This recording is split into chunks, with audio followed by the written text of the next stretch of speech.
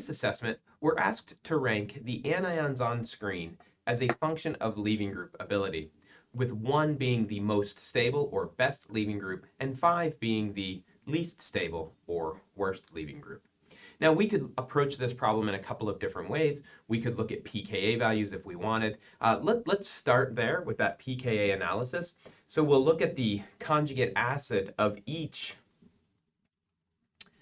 leaving group on the screen,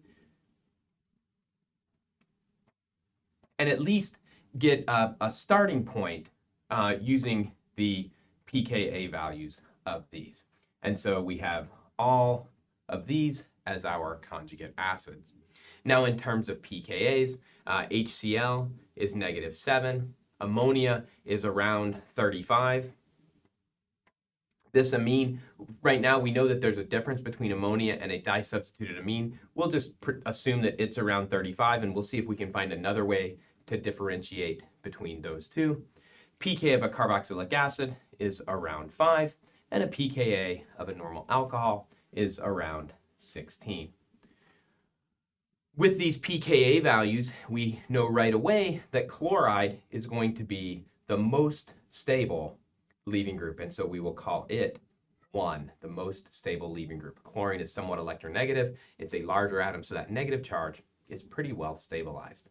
If we look at the carboxylate's conjugate acid had a pKa of 5.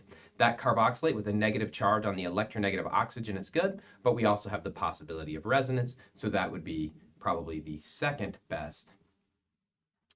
most stable leaving group.